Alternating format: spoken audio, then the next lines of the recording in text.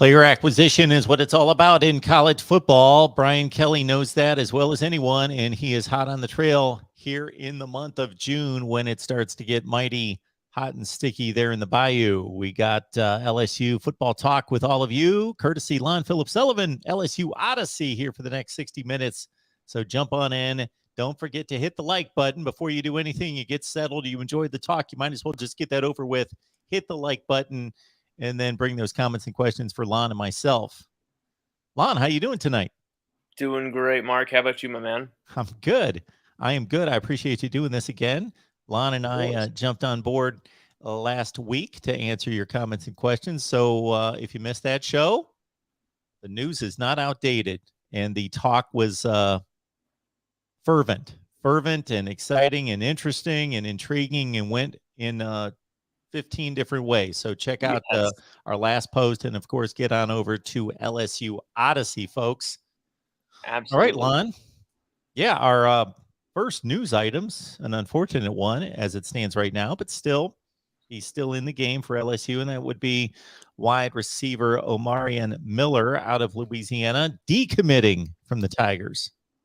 Yeah, I think it came as a shock, and it's not a catastrophe at the same time. Given the reasons behind why, he's a strong class pillar that LSU had to establish that class at receiver, which was it's a big class 2023 where we're replacing Kayshawn Boutte, who's going to be going in the draft, Ray Jenkins.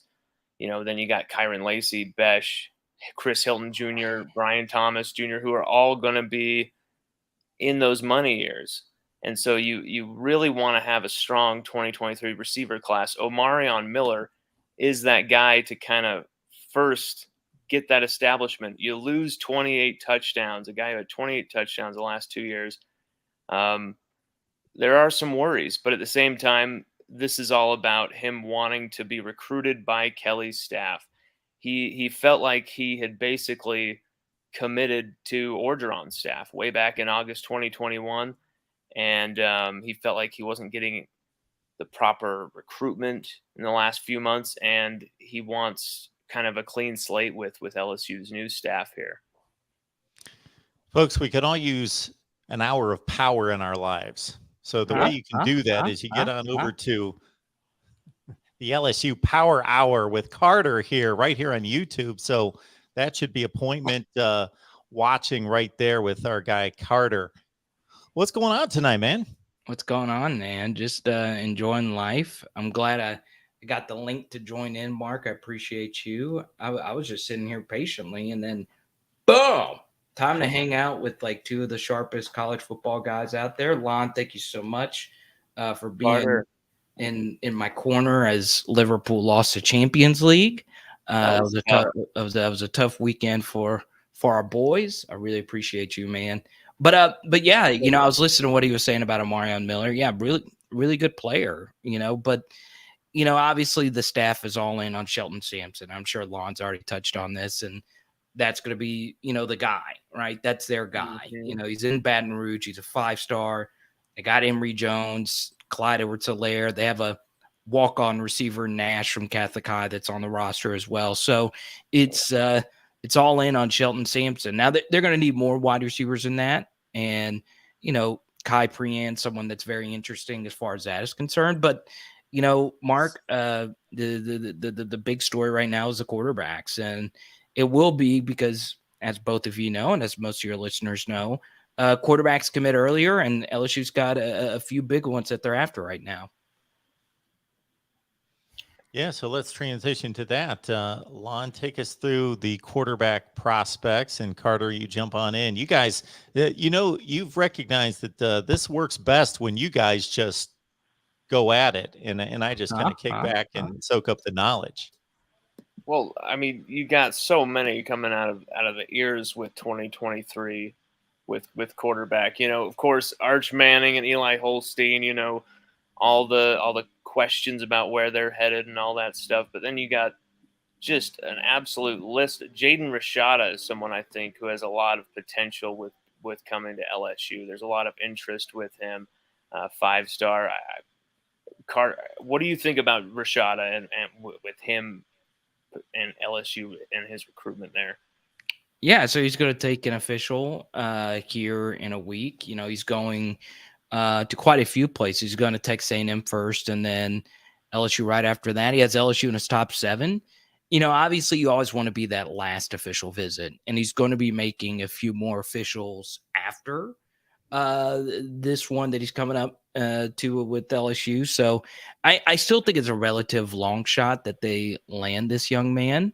And we'll see what happens. He's obviously really special, Mark. He's got a lot of arm. And if you just go watch his highlight tape, he really drops dimes into really tight spaces. So he is a daring thrower. He's an ambitious thrower, played in a really good offense.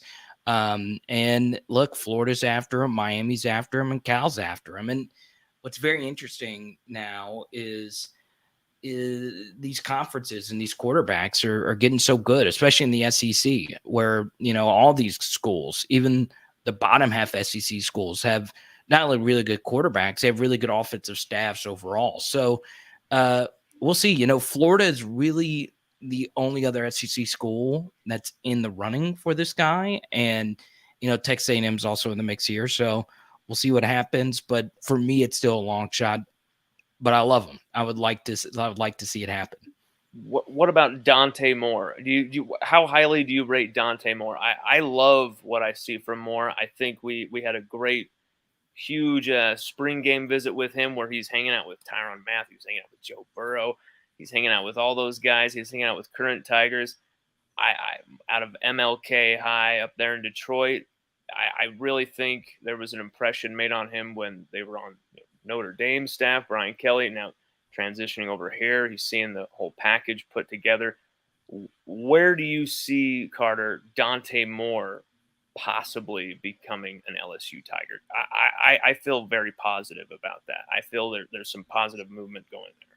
Yeah, you know, anytime you get to take a photo with Joe Burrow. And what's really interesting about the photo with Joe Burrow was that was like during the early portions of like Joe Burrow's visit, right? So that was like I think if my memory serves me correctly, that was the first Joe Burrow photo that leaked that he was in Baton Rouge. I'm sure there were some other ones, but that was a big one right there. And anytime you get to take a photo with a guy who almost won a Super Bowl is just huge for recruiting. So it's very interesting. Like, you know, Notre Dame is centering so much of their class around this guy, right? Yes. You know, I have a bunch of Notre Damers that watch my channel, and 2 of them actually have Dante Moore as their profile photo, right? and this is a guy who might go to Michigan, he might go to LSU. So yeah, I mean, Mark, you're right on about, you know, just quarterbacks in general, and you are too, Lon. I mean, you got to get one, right? A lot of people feel that way, that you have to get one in every class. And if you're LSU, you can always, you know, make a stronger push for Ricky Collins, a 4-star at Woodlawn in Louisiana. So, you know, for me, as far as Dante Moore's recruitment is concerned, I do think it's going to be hard to get him from away from the Midwest, but I still do see LSU right in the thick of it. Reese Mooney out of Denham Springs, you know, another local talent. This is a quarterback who even I feel guilty of overlooking, Carter. Right. I feel like Reese Mooney, 3-star, I don't feel like that cuts it. I feel like he's better than a 3-star. I think he's really, really another great Louisiana quarterback in 2023, Mark. Have you checked out Reese Mooney yet, Mark? Very talented. No. You got to check out. I got enough college football I need to watch. Yes, exactly. Of course. I'm not the recruiting guy. You know, of course. I by osmosis soak it up from you guys, and I got to keep up with it to a certain extent. But that's why I bring you guys on. I've got a more of a landscape treetops type of question because, you know, every program takes on the personality of its head coach. And now we see Brian Kelly in what people still consider kind of an odd fit. Now it's becoming more comfortable for all of us. Brian Kelly at LSU. And I'm not asking this in the way that I would ask a Rutgers media person or a Kansas State media person, because they've got a lot of hoops to jump through to try to sell the program, because LSU sells itself, but still, you know, you're fighting the best in the business. How is Brian Kelly selling LSU and selling himself, this version, the Brian Kelly version of LSU? Carter, you want to take that one first? Well, no, I'm gonna let you go, Lon. I'm curious because you've written a lot on the BK culture fit and a lot of the recruiting stuff he's doing. So I'm interested what you have to say. I think the way he's selling this, it's like I said last time, Mark, where Brian Kelly, this is all about him kind of reinventing himself while not really calling it too much attention to that. I think he's always had this inside of him, and he wants the smoke. There's a lot of craziness about him calling out Nick Saban this last week when all he said is he just wanted to beat Nick Saban, and just this is what he wants to do. He wants to come down here, win multiple national championships, and start something special at LSU. And I think LSU winning 3 national championships, going to 4 with used car salesman type coaches other than Nick Saban. You have Brian Kelly come in here with this depth of talent, this culture here. You have a new staff coming in, guys who have NFL pedigree, Super Bowl rings. You loaded it up with half national guys, some Notre Dame loyalists, you can say, half local Louisiana guys too. So you've got all your bases covered. I feel like Kelly has really gone into this, and it's selling that we're coming for it all. And there's nothing that LSU cannot grab here. There's no limitations. And with NIL, I know that there's a lot of big things moving behind the scenes as well on that. I know that Kelly is selling that definitely right now on the recruiting trail, and you're going to see a lot of progress with that as well. I think Kelly's selling the full package. He's selling, we're going to take on Saban, Alabama every single year. We're going to have to beat the best to be the best. But at the same time, the conferences and the division landscape, that whole thing is changing.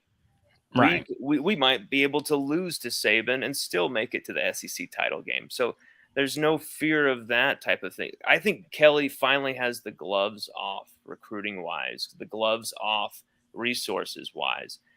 He's finally at a school where he feels free, and I think you're seeing that on the recruiting trail.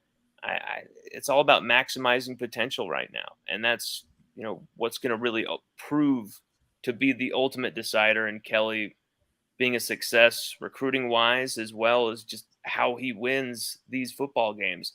What, can we compete against Alabama in year 1? That's what the recruits really want to see, I think, most of all.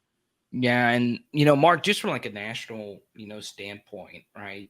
I think part of the reason why Brian Kelly has so much intrigue is I still think, obviously we just had the Jimbo Nick story, and that's been the biggest story of the offseason. And it's honestly, one of the biggest college football beefs of all time, really. You have 2 A-listers going at each other like that. But really, I still think we are feeling the ripple effects of how shocking of a move Lincoln Riley and Brian Kelly actually made, right? I still think, for people that don't understand college football and don't understand the early signing period, they look at both of those coaches as guys that left their really good football teams before the end of the year. Why would a coach ever do that? Why not just wait till the end of the season? And, if you know college football, you know why they did it. And it's not really, a drastic move. But if you explain that to like just a fan of any sport or just anyone else, they would be like, okay, that still doesn't make sense, right? Because, it's just half your signing class, but you have to do it. You have to leave when you left.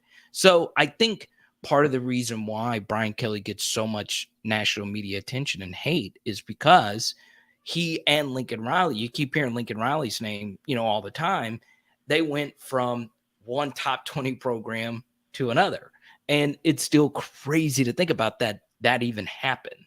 So I think, as far as like Brian Kelly's expectations going into next year, whether or not, someone mentioned SP Plus a minute ago, all 9 of LSU's Power 5 games this year are against teams that have a higher SP Plus rating than them. So in other words, that is a really strong schedule. Even if that's the case, it doesn't matter because he is going to get chastised unless he wins 9 or 10 games in year one, which, could be unattainable with how difficult things will be. So, as far as tempering expectations, it's very important if you are an LSU fan to keep in mind the long term, because no matter what happens in year one, it's not going to matter. It's what happens in year 2, year 3, year 4. Absolutely. I'll take your top 20 figure, Carter, and size it down to top 6 or 7 in the country and say, we've never seen a coach leave. Usually the progression is you climb the ladder and you get to one of these elite jobs and you either need to get fired and then it's difficult to get to another one, or, you go to the NFL. Otherwise, you stay there, Bob Stoops, 20 years, whatever. If you're that good, you stay there. You're not jumping from elite to elite. Urban Meyer would be the only one I can think of, and there was a year gap in between, so he wasn't leaving directly Florida to go to Ohio State. So this is unprecedented territory. You mentioned Jimbo and Nick Saban, of course, Carter, and we know that the SEC coaches are having their meetings in Destin, Florida this week. So, just the theatrics and the intrigue of just seeing how those two would interact in the same room, or if they would have to talk through interpreters or something, because I got to think Greg Sankey kind of pulled them off to the side probably before and said, you guys need to play nice and no more and whatever. But, it's similar to when we hear during presidential elections that this is a landmark election. This is the most important time in our history. It's almost like we hear that at the SEC football meetings each year, but this one's kind of legit. We saw groundbreaking expansion unlike we've seen in 10 or 12 years. And that was more from a quantity standpoint. This is from a quality standpoint. 2 of the top 5 to 10 programs in the history of college football moving to the SEC. Greg Sankey talking about an SEC only playoff. The Pac-12 has already led the way with abolishing divisions, going to a different format there. The SEC is going to have to adopt different scheduling approach with OU and Texas coming in. All sorts of changes are on the horizon. Playoff expansion, even though it's been put off. It's just a fun time to be a college football fan and see how all this plays out. So, Carter, I'll leave it wide open to you to, what is really catching your eye on the big grand scale that obviously affects the SEC, or the SEC affecting everybody else. And where do you want to see this thing go? Yeah. So, Mark, I'm very passionate about the SEC as a whole. Right. And it's not so much like I'm a big fan of the SEC. I'm just fascinated by all of it. Right. You have all these states that don't have big professional franchises, and this is their everything, right? And I'm going to be doing more SEC general content on maybe some other channel, I don't know yet. But for me, the biggest takeaway is the new schedule format. For so long you had this SEC format with this cross division rival rule that, quite frankly, wasn't fair in the first part of it, and the second part of it wasn't really that fun, right? You had this conference of 14 teams, but you played each and every other team once every 6 years. That just doesn't make sense. You don't really have a conference then. It's not equitable. And, a lot of these kids, if you join a conference, you won't get to go to each and every stadium of the teams in your conference, right? What makes that a conference? It's the only, sports league where that is even the case, right? So I think the biggest takeaway from the SEC meeting so far is you're going to see a new schedule. Now, does that change when Oklahoma and Texas comes in, or does that happen sooner? I don't know. There's a lot of crazy hypotheticals. You've heard it, Mark. You've heard it, Lon, as well, as far as, well, we're going to the thing that Greg Sankey threw out in the Pete Thamel article. We're going to have an all SEC playoff. I don't think that's going to happen. I really don't. I just think that was a little bit of a threat. I also think the SEC is going to be better long-term when they change up their schedule format. Now, what would be better for us as a college football ecosystem is if the SEC stretches its schedule out to a 9-game conference schedule, right? I think it would be better for everyone. But unless the playoff expands anytime soon, they're probably not going to want to do that. So it's probably going to stay an 8-game conference schedule. I know Ross Dellinger threw out that it's going to be a 1-game permanent rival versus a 7 rotation door, or my preferred thing is a, pod system, but not really a pod system where you have 3 permanent, teams and the other 6 rotate for the other 6 games.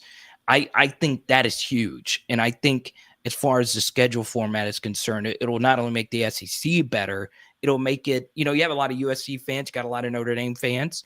Well, you can't just watch Pac-12 games. You can't just watch Notre Dame games. If you're a neutral observer, you want more games. You don't want, Alabama beating down Sam Houston State. You want more quality games, and it's something that Saban himself has pushed for as well. Absolutely.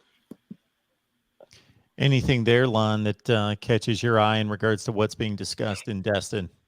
Of course. I mean, for once, it's actually kind of true. They're talking about the very future and kind of fabric of college football here, because as the SEC goes, college football might go. It's what that will look like. I mean, that's no joke or hyperbole. That's kind of freaky. I mean, they're talking no divisions in the SEC. That would be kind of interesting and cool. That would be a game changer for Brian Kelly. That's like he joined LSU, got the $100 million, and then just won the damn lottery on top of it. We can lose to Alabama in the regular season and actually make the SEC title game still. But if Sankey, this could be an all-out declaration of war versus the NCAA. If Sankey really wants it to go that way, it would be surprising if he did. He's usually not going for that type of stuff, but he will if the money and if the public trust in the SEC hinges on that decision. I don't think it does right this moment. Perhaps maybe in a few years down the road with TV contracts and that type of thing, but some things can accelerate in these meetings, as we've seen before. I think college football fans should be really open to change right now, because it's coming whether you like it or not. Yeah. And Mark, one more thing. I'm about to have to, jump out of here, but this is where it gets very interesting as far as like the Southeastern Conference, right? And it's not just an LSU thing. It's not an Alabama thing. It kind of comes down to a Greg Sankey thing, right? You look at the sport, and Mark, you talk about this on your channel. I'm sure you do. College football's lack of leadership. There should be some college football czar, whether it be you, yes, Mark, or Josh Pate, or whoever else out there that wants to, provide some kind of leadership. And obviously, Mark Emmert, it's just kind of been pushed around. We can get into NCAA politics all we want, but the fact of the matter is, there's been a lack of leadership. And you look at the conference commissioners of the Power 5 conferences. This isn't my strong suit talking about this, but just watching from afar, they can get pushed around a little. There's no other way around it, whether it be television contract discussion or whatever. Okay. I think Greg Sankey feels weakness from the college football leadership. And whether it be this playoff expansion or this all SEC playoff, once again, I do think it's just a threat. I do think, and I've interviewed Sankey a few times. He doesn't strike me as this kind of guy, but he can actually increase his power. Obviously, with the Big Ten contract coming up, and they're going to get a fortune. The SEC is going to get a fortune with the new ABC deal, and so on and so on and so on. I do feel Sankey feels he can become even more powerful because of the lack of leadership on top of him, and the changing door with the NCAA, and all the different things with name, image, and likeness. So this is going to be a drastically different sport. It could be if Greg Sankey decides it to be. So we'll see what happens there. But Mark, as always, thank you so much for allowing me to chat on the platform. Lon, keep up the good work, and we shall talk soon, guys. Thank you so much. Absolutely. Thank you, man. Everybody get on over to Carter's channel. Appreciate you. Let's go. Go Carter. I'll chime in with this to conclude what Carter had to say. Yeah. Is that the pandemic was certainly not a blessing, but if it's a blessing in disguise in a few different ways, maybe some people out there reassess their lives, but we'll not get too deep into that. But from a corporate college football standpoint, I think it revealed the hand of each conference. It revealed the strengths and weaknesses and the direction of each conference. The SEC showed itself to be the strongest and the most decisive to say, we're not taking this lightly. We're taking this pandemic seriously. We're going to take a first class and throw all the money and resources at protecting our athletes and our coaches and our fans and everything else. But we are determined to play football. And so we're going to do all this, but we're still determined to play football. The ACC was pretty decisive as well, but they followed with they kind of said, the SEC's doing, we'll do this, we're doing this too. The Big 12 was kind of okay after a couple of weeks. Okay, yeah, the SEC and the ACC are doing this, we'll do this. Yeah, the Pac-12, that was basically like, oh man, we're in the middle of a worldwide pandemic, we're shutting everything, no way we're playing football.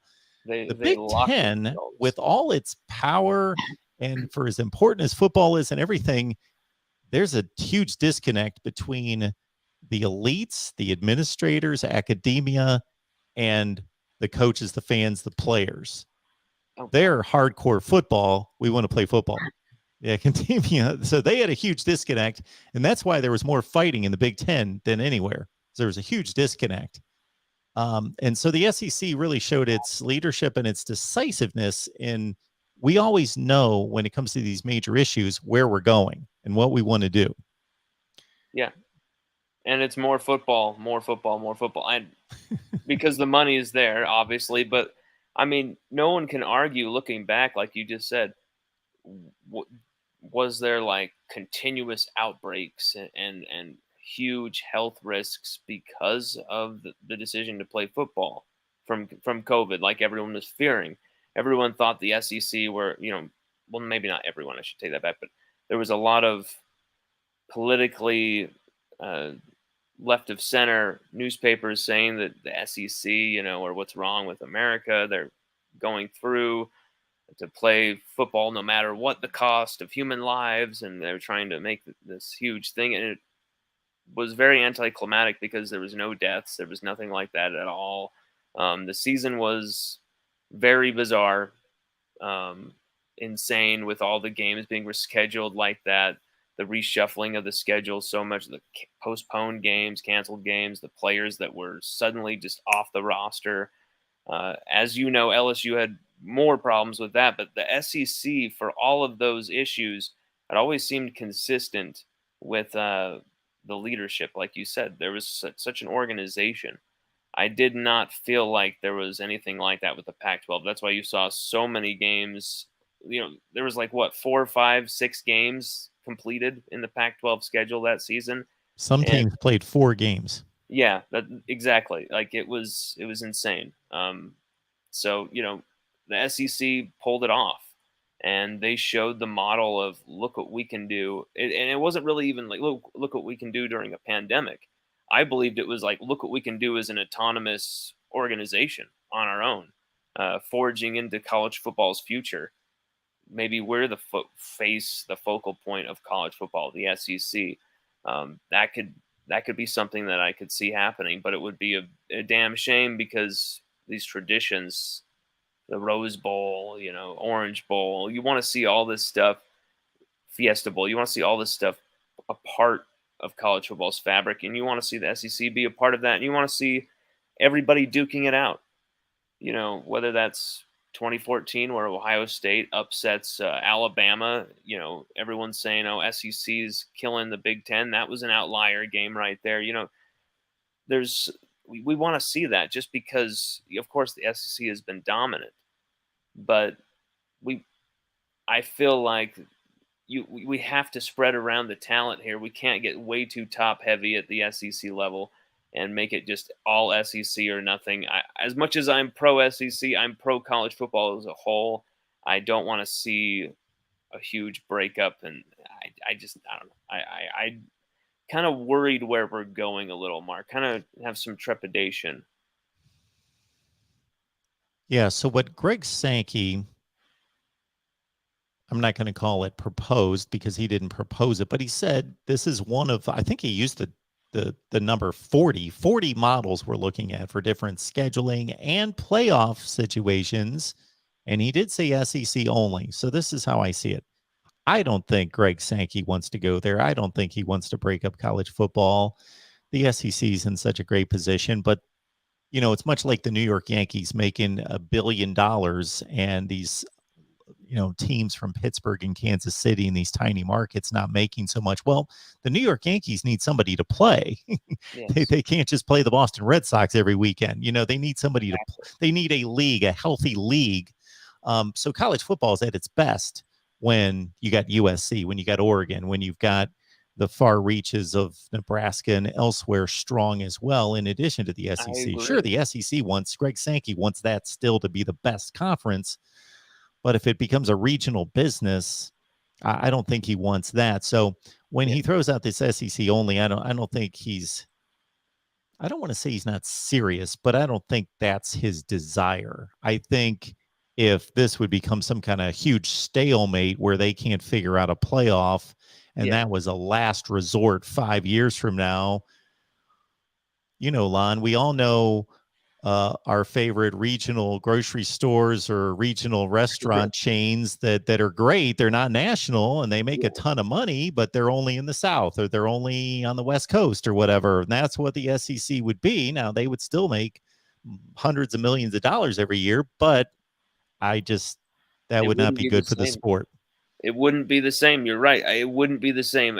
Maybe for the first year, there's some crazy season. Everyone's all going nuts about it, this new thing.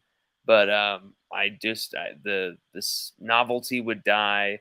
I feel like, maybe they'd rake in some money, but it'd kill the sport, man. I really feel like it would take college football maybe a decade plus to recover, even with all the money, with all the players still coming up through the ranks. It's great players aren't going anywhere. There's always going to be great quarterbacks coming up. There's always going to be great running backs. It's not like the sport's going to be suffering from talent. It's just the leadership, the organization, the direction it's going in, the presentation of that talent. It's really even actually the division of that talent really, I feel, can have such a huge effect.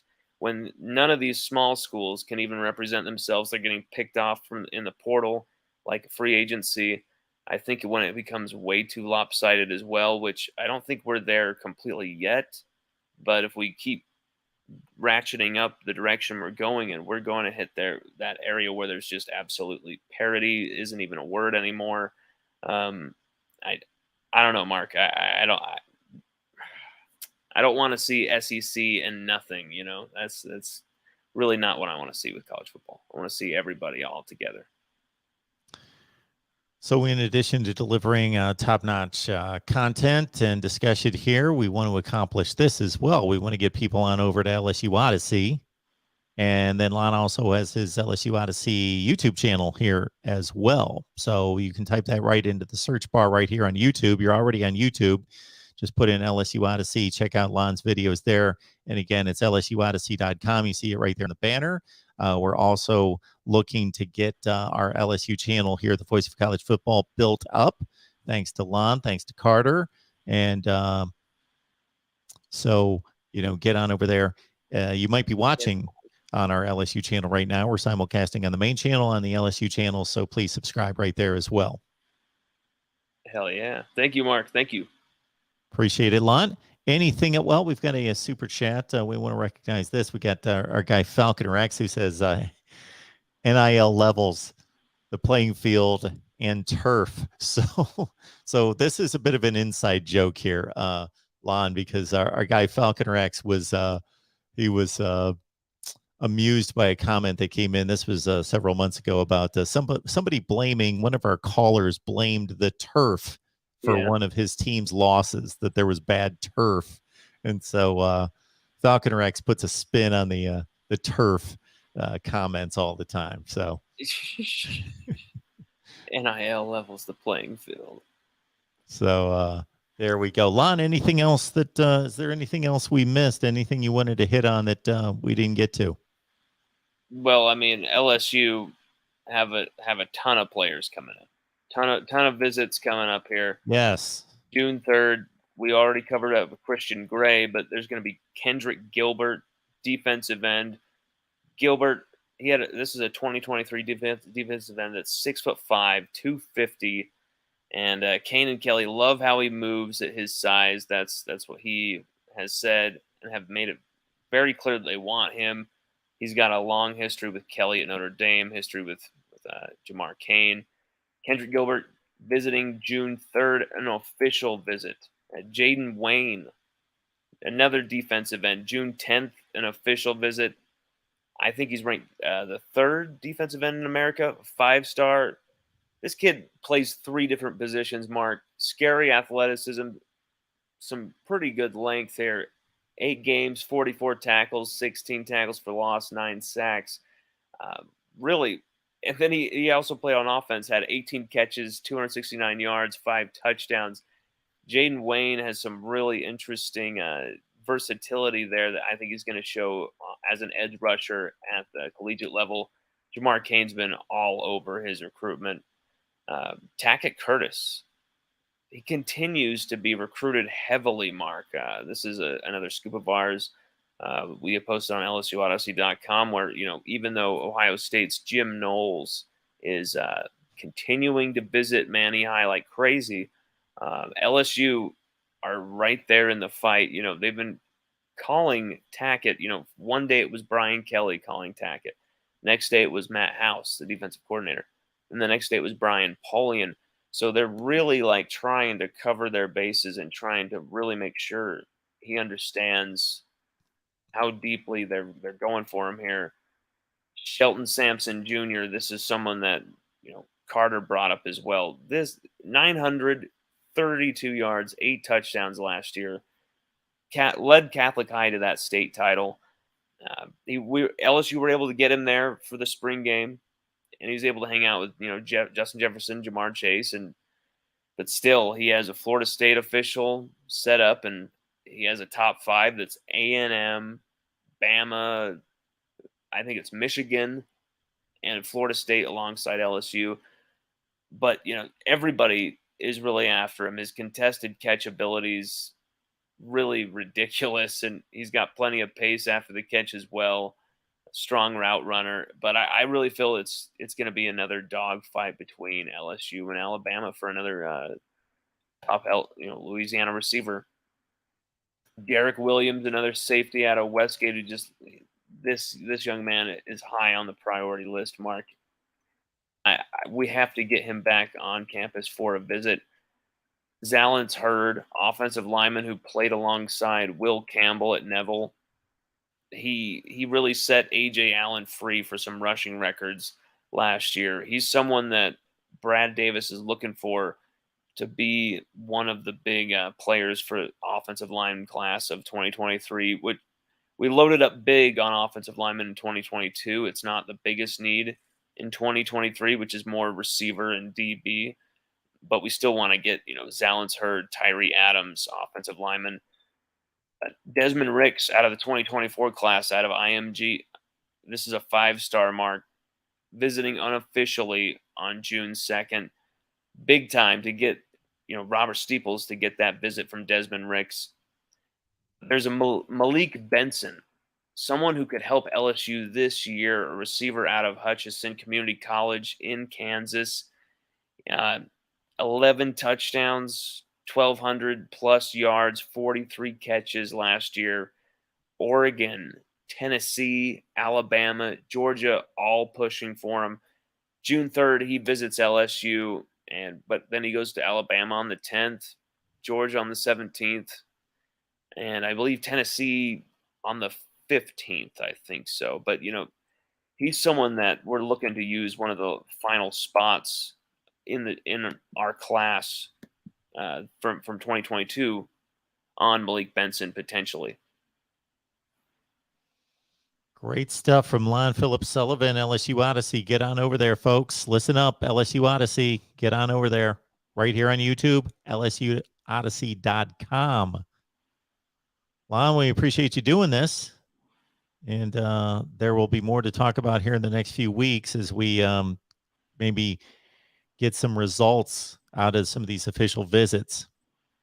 Absolutely, and LSU's current players are just starting their summer workouts with Coach Jake Flint, who, by all intents and purposes, is really pushing this team physically to the max and really getting some great results. Mark, I think he's kind of helped some of these players turn a new leaf physically and kind of recover from some existing injuries and stuff like that. Jake Flint, summer workouts are going to lead into summer practices here coming up shortly, so it's going to come pretty thick and fast.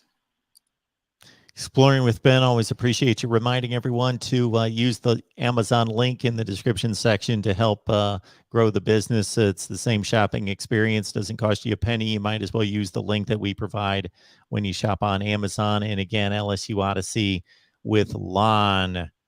All right, Lon, thanks for dropping by. We appreciate it. It's always good to see you, and you have yourself a great week. All right, Mark, take it easy, brother. Our next show coming up here for everyone. And again, exploring with Ben, Tim, and who else was on that little StreamYard gig you guys had going last night? I jumped on for, I think we timed it out at about 14 seconds, something like that. I had a phone call come in. Did you guys see the important phone call came in? So that's why I had to run. But yes, exploring with Ben and Tim, and I don't remember who else was on the chat. Maybe Joey, maybe John was on. Were you guys broadcasting live? Where was that? Yes, it was brief. You could call it brief. I hope I didn't offend anyone. I hope that it wasn't too abrupt. But if you guys, I hope you heard me say, I got to go. I'm getting a call in. Yes. We had Eric there too. All right. Quite the Pac-12 get together plus West Virginia. Of course, that's synergy right there. The Pac-12 plus West Virginia. Okay. No recording or anything. Just video chat, talking up college football and whatever else you guys got into, I can imagine. All right. Good stuff. Appreciate you being here. And let's see, we got a big Wednesday as we always do. We got to push back the Ohio State show, everyone, to Thursday. But the first thing you will see, 12:30 Eastern, 11:30 Central, Oklahoma live. Michigan, Florida State, Miami. Michigan, Florida State, Miami, 5, 6, and 7 Eastern. See you then.